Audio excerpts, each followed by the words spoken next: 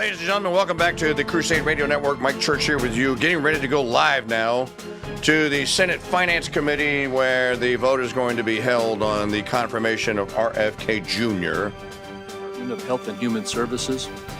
We are still waiting live to get all of our members here. In progress, so we're just... For that to occur, we will proceed with statements. And I will proceed first, then Senator Wyden, and then we will rotate from one side to the other until we are at a point where we are prepared for the vote. Does that fit with you, Senator Wyden? Sir. Mr. Kennedy, if confirmed, will have the opportunity to deliver much-needed change to our nation's health care system. Again, this is live coverage exclusive here on the CRUSADE Radio Network of the confirmation, the vote in the Finance Committee on RFK Jr. to be the acting secretary of HHS. Mr. Kennedy has also clearly responded to our questions during the rigorous due diligence process in his hearing also, and in the course of answering over 900 questions for the record that were asked by members of this committee. In response to members of the committee, Mr. Kennedy has even amended his ethics agreement, going beyond what is required by the Government Office of Ethics. Mr. Kennedy has proven his commitment to the role of Secretary of the HHS, and I will vote in favor of his nomination. I strongly encourage my colleagues on both sides of the aisle to do the same. And with that, I recognize our ranking member, Senator Wyden, for his remarks. Thank you very much, Mr. Chairman. I'll have a brief statement, and then several of my colleagues on our side are also going to make brief statements. This morning, we're going to vote on Robert Kennedy's nomination to serve as our nation's chief health care officer. Before we get to Mr. Kennedy, and why I believe he is singularly unfit to serve as HHS Secretary, I'd like to say this. The last several days we've witnessed an authoritarian takeover of our federal government by Elon Musk and Donald Trump. They have set their sights on a full purge of anyone in government that doesn't bend the knee and follow their orders. They've taken over the Treasury Department's payment system. And colleagues, that has a direct effect on major programs within our committee's jurisdiction that include Social Security, Medicare, and Medicaid. For example, this committee voted for a major reform of pharmacy benefit manager legislation. We passed it 26-0. But Trump and Musk killed it.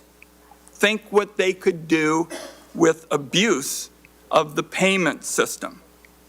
Now, in my view, much of this is of dubious legality and constitutional authority, and certainly flies in face of congressional responsibilities.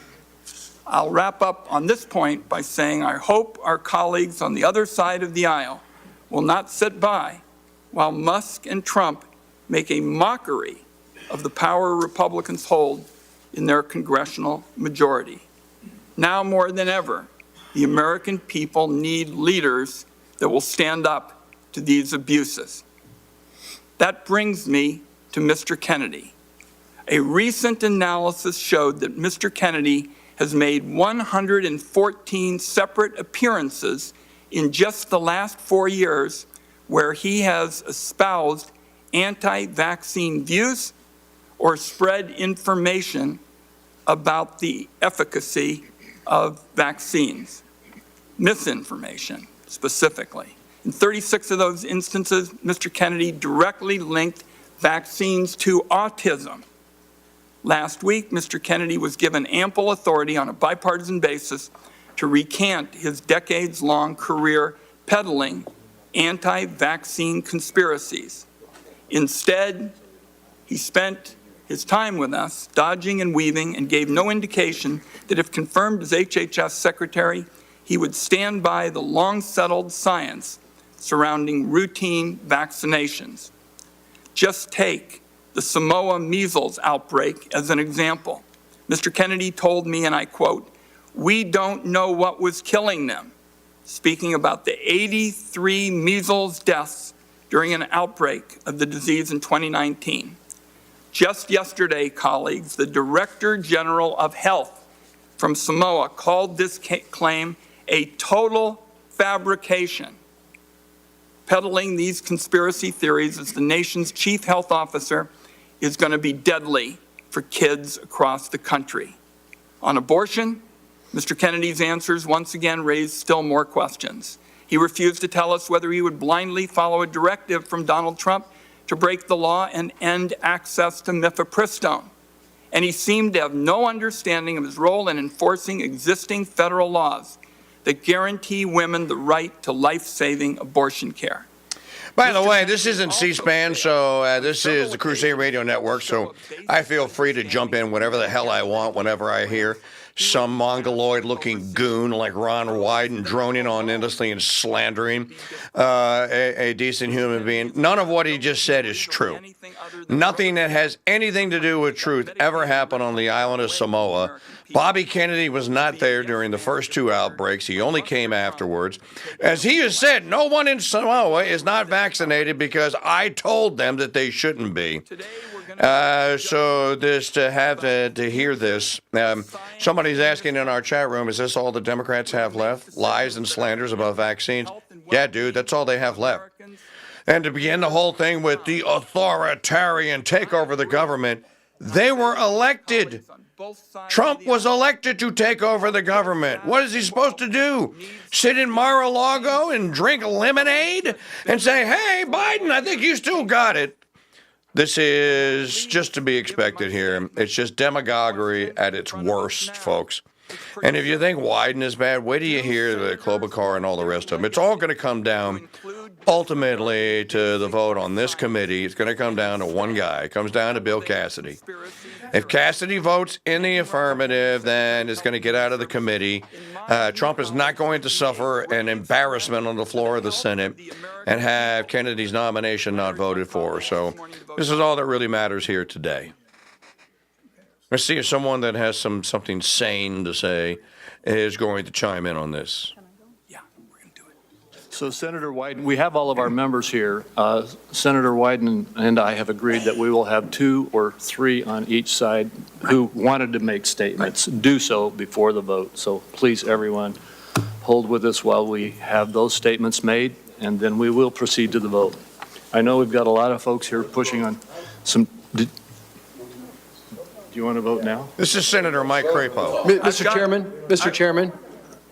Chairman, I've got several colleagues who were under the impression after we talked that we would have 2 or 3, and I'm happy for both sides to make brief remarks, and I'd still like to stay with that. I did make that commitment, and so I could say to my colleagues on my side, I would appreciate it if you would hold your remarks until after the vote. We will let a couple on your side have their remarks, and then we will proceed to the vote. Great, thank you. And who would be next? Senator Cantwell. Senator Cantwell. Mr. Chairman, thank you. I didn't, when you said 2 or 3 people, I didn't know who you had in mind, but being next in seniority, I appreciate the opportunity. Today is very concerning to me because of the future of what I think our nation faces. When I think of this issue, I think of my Pacific Northwest leadership, how Paul Allen, on his own, invested $100 million to fight Ebola. I think of Bill Gates and the Gates Foundation, not just trying to eradicate polio and work on these issues, but to think of a regime that helps not just our nation's health, but global health. So with the UW, the University of Washington, the Cancer Research Center, all of these entities are a collaboration of saying we have to go faster in solving these threats to our nation as it relates to health.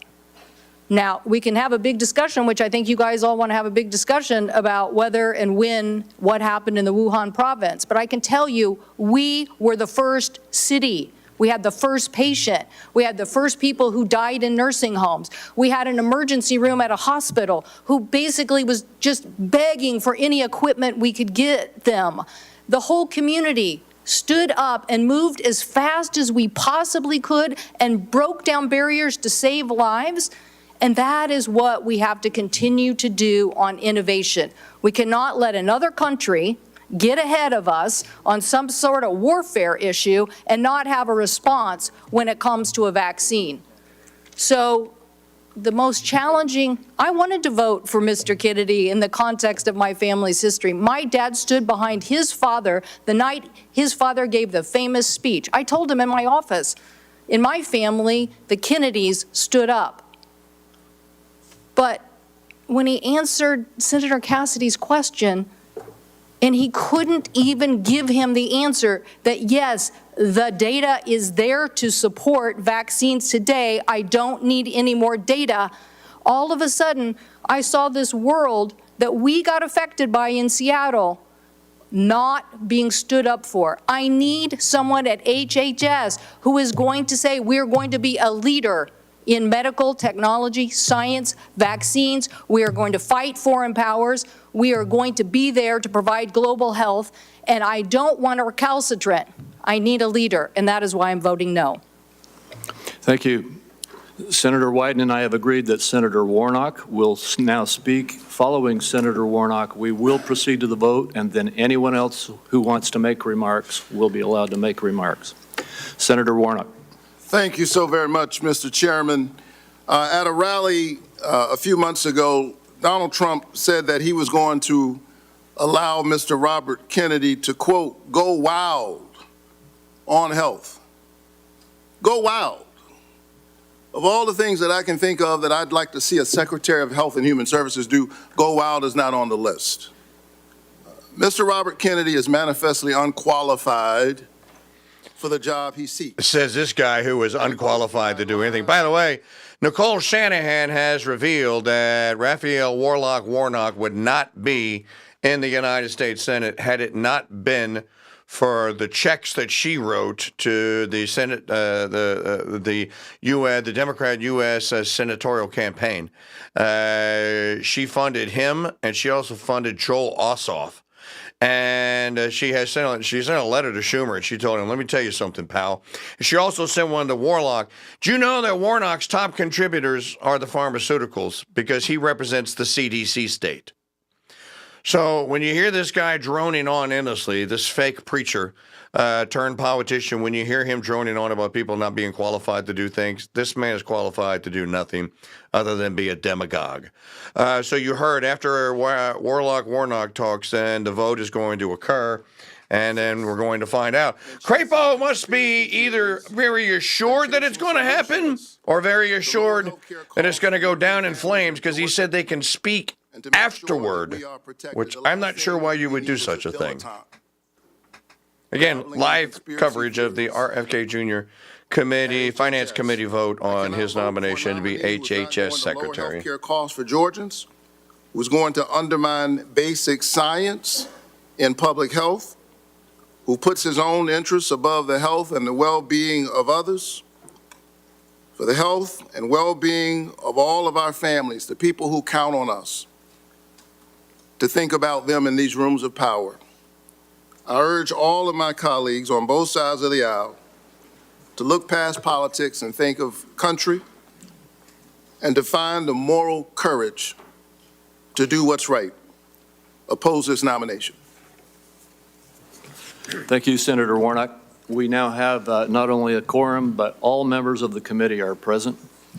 I move that the committee favorably report the nomination of the Honorable Robert F. Kennedy, Jr. of California to be Secretary of Health and Human Services. Is there a second? Second. There is a second. The clerk will call the roll. Mr. Grassley. Aye. Mr. Grassley, aye. Mr. Cornyn. Aye. Mr. Cornyn, aye. Mr. Thune. Aye. Mr. Thune, aye. Mr. Scott. Aye. Mr. Scott, aye. Mr. Cassidy. Aye. Mr. Cassidy, aye. Mr. Langford. Aye. Mr. Langford, aye. Mr. Daines. Aye. Mr. Daines, aye. Mr. Young. Mr. Young, aye. Mr. Barrasso. Aye. Mr. Barrasso, aye. Mr. Johnson. Aye. Mr. Johnson, aye. Mr. Tillis. Aye. Mr. Tillis, aye. Mrs. Blackburn. Mrs. Blackburn, aye. Mr. Marshall. Aye. Mr. Marshall, aye. Mr. Wyden. No. Mr. Wyden, no. Ms. Cantwell. No. Ms. Cantwell, no. Mr. Bennett. Mr. Bennett, no. Okay, Mr. so you just heard Cassidy was a yay, gets out of the committee. So a historic day here. You heard history being made right here on the CRUSADE Radio Network. The nomination of Robert F. Kennedy Jr. will get out of the Finance Committee. It now goes to the full House floor for a vote. And this is an absolutely huge. So you can see now, things never change. The Democrats are Democrats. Mr. Chairman, the final tally is 14 ayes, 13 nays. Crapo, you turned your mic off. The vote was, would the clerk please restate the vote? He buried Mr. it Chairman, the himself. final He muted tally was himself. 14 ayes, 13 nays. The vote was 14-13. The nomination is reported favorably. We will now turn to other senators who would like to make a statement. Since I asked my Republican colleagues to hold off at the outset, I'll go to the Republican side next. First, Senator Tillis. Thank you, Mr. Chairman. I voted aye today, and I want to just briefly explain why. I believe in my 65 years, I'll be 65 in August, that Mr. Kennedy will be one of the first people coming before. By the way, the Democrats have all just got up and left in disgust. All of them, they're Through gone. the lens of an attorney, he's brought many lawsuits on food safety, vaccine safety, a number of other things. But, Mr. Chair, I think it was Senator Warnock that said that the president said he was going to go wild in the Department of Health and Human Services. I hope he does. I hope he goes wild and actually finds a way to reduce the cost of health care. I hope he goes wild, and instead of having the discussions that we have had for the 10 years that I've been in the Senate of making Medicaid work and making people on Medicaid healthier, I hope he goes wild and figures out how to do it, because the status quo has not achieved much in the way of gain. I hope he goes wild on food safety discussions so that we can actually improve our food safety supply. I hope he goes wild on the healthcare supply chains and, in fact, tries to make sure that drug prices go down instead of bludgeoning pharmaceutical companies, get everybody in the room and make sure that we do this right. Reduce the cost of bringing a vaccine to market, reduce the cost of bringing drugs and therapeutics to market. Look at the full supply chain, and somebody with a legal mind may do that. He is no health professional. In fact, he's the first, I believe, and since I've been alive, who's not been a healthcare professional in a scientific sense. But he is a professional in terms of carrying this forward and holding people accountable through the courts. But and also, Mr. Chair, I'm not going to go much longer, but I had a lot of people call me earlier. I had people from the agriculture industry call me and express concerns, but I'm not aware of any organized, credible group, the Farm Bureau, the Department of Ag Commissioners, or others, who have said that we should vote against Mr. Kennedy. I heard people express their concerns about his pro-choice position. And yet I haven't seen any pro-life organization score this vote or recommend that we should vote against it. I heard him call the NRA a terrorist organization, and yet the NRA is silent on his confirmation. And so I've heard him say that GMOs are a concern. Hopefully we can convince him that not all GMOs are. It's feeding the world. Corn, drought-resistant strains of healthy vegetables will move on. Protein producers were mad about lawsuits were brought against them, but there's been no organized opposition against them. And so maybe it is time to have a different kind of disruptor there. The only way that the only way that Bobby Kennedy and I will get crosswise is if he does actually take a position against the safety of proven vaccines. That will be a problem for me. He answered a very important question to me during the hearing. I asked him specifically if it was his intent to let the scientists of the CDC, the NIH, BARDA, and other organizations to work independently. He said to me under oath that he would. If he fails to do that, that will be a concern for me and something I'll bring up in a future oversight hearing. But, Mr. Chair, we have not made appreciable progress in Medicaid and improving the health of the population on Medicaid. We have a SNAP program that does have too much sugar and things that are eligible in that program that should be eliminated to make these people who are on free and reduced lunch healthier. We need to stop having full trash cans in public school cafeterias full of stuff that the kids aren't eating, and figure out how those kids on free and reduced lunch actually have a healthier lifestyle. And so I, for one, think that it is time to put a disruptor in. It is time to put somebody in there that's going to go wild. But there are areas where I think that's exactly what we need. And there are areas of health and human services that if you touch the gold standard for the NIH and the CDC, then I'll have a problem with that nominee, and we'll bring that up during oversight. But it was for those reasons. And the fact is that there's not a single organization that I consider to be credible in this space, in agriculture, in Second Amendment, or in pro-life, who have openly objected and scored this vote. I believe that silence is consent. And the fact that they haven't suggests to me that folks that I'm instructed by are okay with this nomination. And for those reasons, I voted for Mr. Kennedy. Thank you, Senator Tillis. Senator Warren. Thank you, Mr. Chairman. Since we had our hearing last week, Mr. Kennedy has amended his ethics agreement. Recall that his ethics agreement said that while he was Secretary of HHS, he intended to retain a financial interest in ongoing vaccine litigation that he was already collecting money from, and that he wanted to continue to collect that money even though he could affect the outcome of that litigation. Now, he has since changed his position on that. He, once this has been exposed and people have talked about it and have some pretty serious reservations about his doing that, he has said that he will instead give his financial interest to his son. That is a fig leaf that is so small, it would take a magnifying glass to see it. No one is fooled about what's happening here. Mr. Kennedy refuses to say that he will not participate in these lawsuits financially the day after he leaves office. And yet, Mr. Kennedy has acknowledged, first, that the American people have a right to know that the decisions you're making are decisions that are in their interest, not in your future financial interest. He has said he thinks that's the right standard, and yet he has figured out how to make money off his anti-vax positions. He's already raked in $2.5 million. He is in a position where he can affect the outcomes by things he does as Secretary of HHS, and yet he refuses to say that he will delay by even a day taking on anti-vax lawsuits the minute he leaves.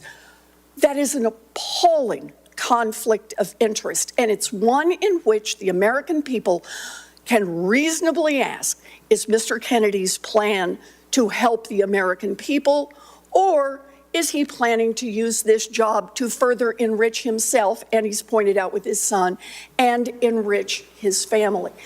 The importance of this litigation cannot be overstated. This is not only about a private company that gets sued and has to pay out.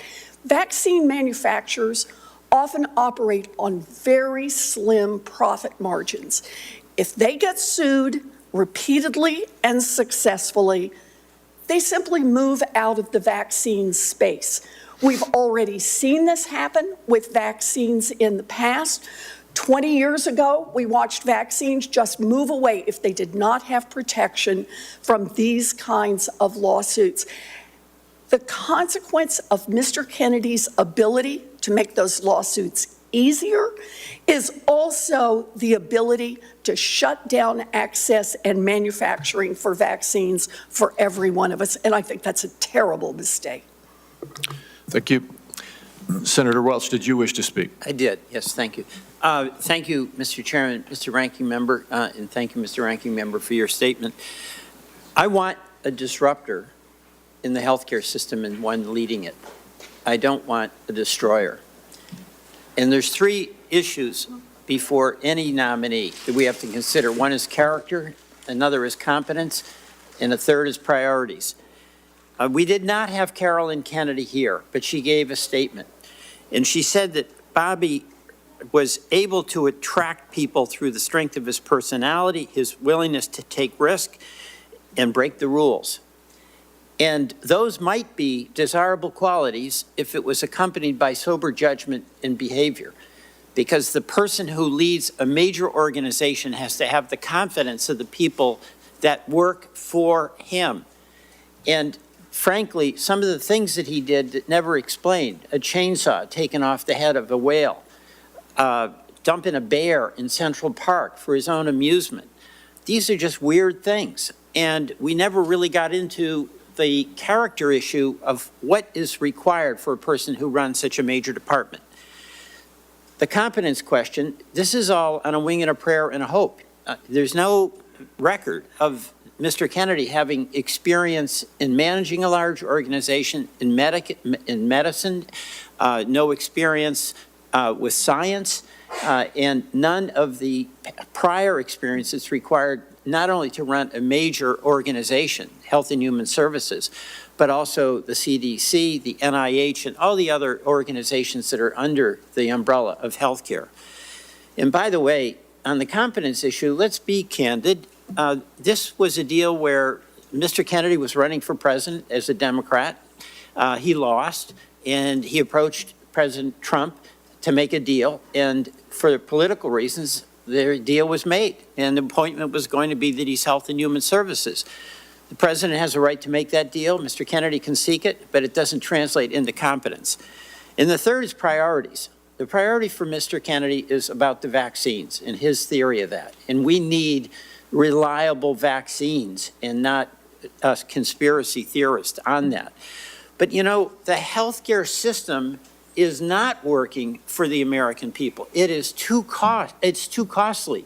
Our employers who care deeply about providing employer-sponsored health care can't afford these premiums. The folks who are getting their insurance on their own can't afford it. Even Obamacare is getting so expensive because the prices are escalating constantly with farm expenses, with the providers having it, with private equity getting into health care. Mr. Kennedy's priority was about his view of vaccines. It was not about making health care more affordable and accessible. And in response to really a very direct and easy open-ended question from Senator Cassidy, Mr. Kennedy showed a woeful ignorance, even between the difference between Medicare and Medicaid. So we have a healthcare system that is not serving, as it should, the interest of American citizens, of American businesses, and American taxpayers. And I, after this hearing, did not have confidence that Mr. Kennedy would be the one to lead us to a better future. Thank you. Thank you, Senator Welch. And if you're wondering, Welch is of The Vermont. remarks that senators have requested to make, and hearing. So it looks like after the demagoguery is done, Thank all of our members for that attending. the This nomination Finance of Robert F. Committee Kennedy is adjourned. Jr., I just have to tell you, for Elizabeth Warren to sit up there and to drone on endlessly about people making money through through a lack of having ethics and how wrong this is, and it must be, he refuses. And then he's already netted, what did she say, raked in $2.1 million. Raked in, just piling it in here.